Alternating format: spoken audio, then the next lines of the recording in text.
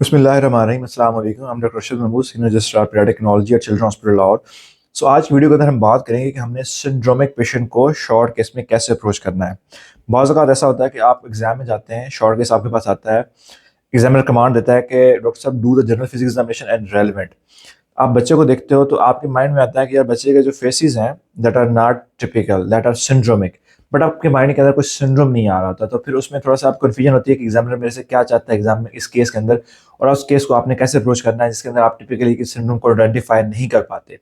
अब इस केस के अंदर पहला स्टेप ये होता है कि आपने उसके सिंड्रोमिक फेसेस को इंटरप्रेट करना है कि मेरे बच्चे के अंदर सिंड्रोमिक फेसेस क्या हैं। ठीक है, क्या उसके जो है वो उसकी टिपिकल चीज़ें हम जो देखते हैं, क्या उसकी जो है वो लो सेट ईयर्स तो नहीं है, क्या उसके जो एपिकेंथल फोर्स तो नहीं है, क्या उसकी स्लांट अप स्लांट है या डाउन स्लांटिंग ईयर है, क्या उसका मिड फ्लेस हाइप्लेजिया तो नहीं है, उसका लिप्स कैसे हैं, उसके वर्मिलियन बॉर्डर कैसे हैं, उसकी जॉ कैसी है, उसकी नोज कैसी है, क्या उसकी ब्रॉड नोज है, थिन नोज है, बीक नोज है, ट्रायंगुलर फेस है, फ्रंटल बोसिंग है, हाइपरटिलिज्म है।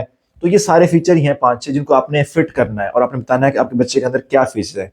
लार्ज हेड है, स्मॉल हेड है, ओएससी कितना है बच्चे का, आपने ये देख लेना है। ठीक है, आइज कैसी हैं उसकी। ठीक है, तो ये आपने सिंड्रोमिक फेसिस उसके जो भी हैं वो एस्टेब्लिश कर लेने हैं। उसका ओएफसी लेना है, उसका हाइट और वेट लेनी है। ठीक है, एटलीस्ट आप हाइट ले लें, ऑफर कर लें, बट आपके माइंड के अंदर होना चाहिए कि मैंने उसकी जो है वो एंथ्रोपोमेट्री पे कमेंट करना है, मैंने उसकी फेशियल डिस्मॉर्फिज्म या फेशियल सिंड्रोमिक फेसिस पे कमेंट करना है। ठीक, ऐसे बच्चे के अंदर आपने उसकी डेवलपमेंटल असेसमेंट जरूर करनी है, क्योंकि मोस्ट ऑफ सिंड्रोम जो होते हैं वो डिलेड होते हैं।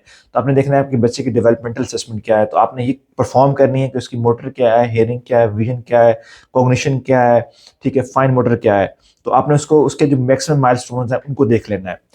उसके बाद चूंकि सिंड्रोम जो होता है वो हमेशा मल्टी सिस्टमिक होता है, तो आपने उसका एज ए होल देखना है। आपने देखना है कि मेरे बच्चे के अंदर जो सिंड्रोम है, सिंड्रोमिक बच्चा है, क्या उसमें कोई न्यूरोकोटिनियस फीचर्स तो नहीं है, क्या उसके अंदर कोई टैक्सिया तो नहीं है, क्या उसके अंदर कोई विजुरोमैगली तो नहीं है, क्या उसके अंदर कोई इनलार्ज लिवर तो नहीं है, स्प्लीन तो नहीं है, किडनीज पैल्पेबल तो नहीं है, क्या उसके अंदर कोई कार्डियक मैलफॉर्मेशन तो नहीं है, कोई कंजेंटल हार्ट डिजीज तो नहीं है, क्या कोई बोनी एब्नॉर्मैलिटी तो नहीं है। मतलब उसको एज ए होल आपने देखना है, उसका मोटर सिस्टम को आपने टच करना है, लिवर एब्डोमेन को टच करना है, हार्ट को टच करना है, बोनी एब्नॉर्मैलिटीज को देखना है और स्किन को देखना है। ठीक है, तो इस तरह आपने अपने केस को कंप्लीट करना है। मैं दोबारा रिवाइज करता हूँ कि सिंड्रोमिक फेसिस को आपने आइडेंटिफाई करना है और बताना है, ओएफ एंथ्रोपोमेट्री को आपने एटलीस्ट ऑफर करना है, बट ओएफसी आप कर लेना है।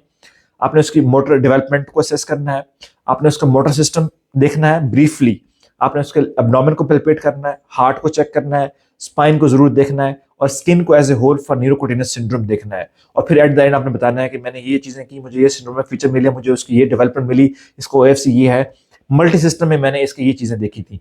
तो इस तरह अगर आपका केस आपको पता भी नहीं है, आपका सिंड्रोम भी कोई अजीब सा आ गया है, तो फिर भी आप उसको सर्वाइव कर लोगे और एग्जामिनर उससे फिर आपके डिफरेंट क्वेश्चन करेगा और इंशाल्लाह आप इसको पास कर लोगे। Thank you.